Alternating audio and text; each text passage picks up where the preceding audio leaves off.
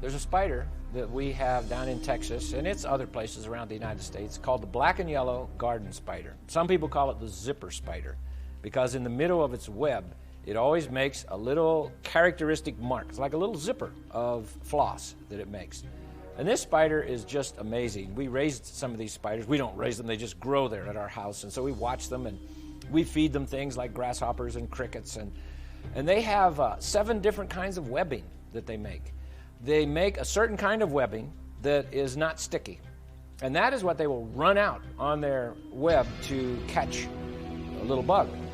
They have another kind of webbing that is sticky, that catches the bugs. And these webs are not small. A garden spider, a full-grown female spider, probably has a web about 2 feet across. She's going to be, about 2.5 inches across.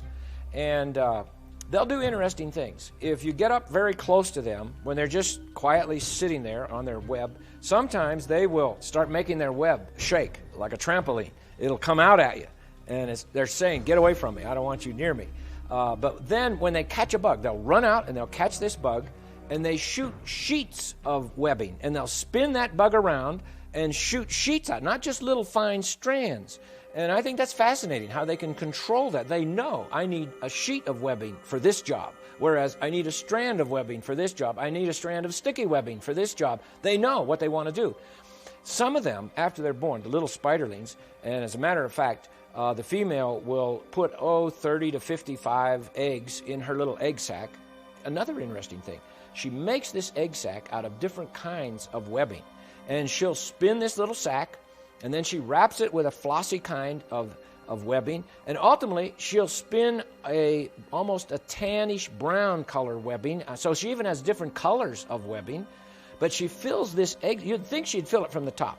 She fills it from the bottom. She goes under it and puts her eggs up in it, and then each egg she will dust with like a fine powdery dust, which is another little factory she has in herself so that the eggs don't stick to each other. And she'll push all those eggs up in there and then seal the bottom. And sometimes she'll do this in the fall.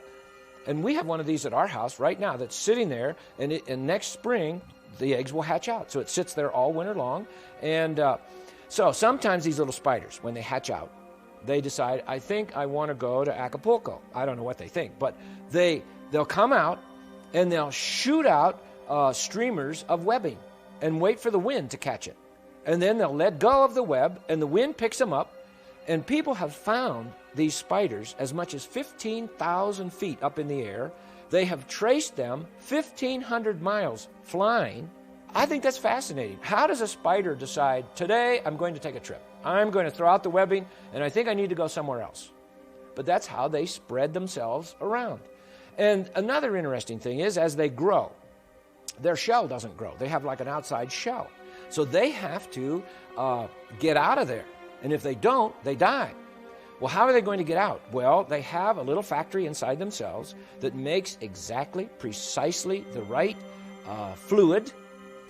It's called molting fluid, so that they can, on a certain day, they squirt this molting fluid in a certain place on their shell. It has to be the right place, and it dissolves the shell and makes like a little trap door. And so they can push that little trap door up, crawl out of that shell, and then they start growing a new one. And they molt several times as they're growing. Well, you would say, now, let me think a minute. If evolution is true, how would a spider be able to develop this little factory to make the molting fluid so that it can dissolve the shell? So it has to be the right fluid, so it will be the right thing to dissolve the shell, but it has to dissolve it in the right place or it still can't get out. And all of that has to happen on exactly the right day or the spider dies inside the shell.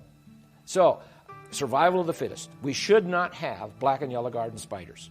Now, some people see those big spiders and they like to squash them. And I say, let those little things live. They eat other harmful bugs and different kinds of things, and they're a pretty spider, and they're fun to watch.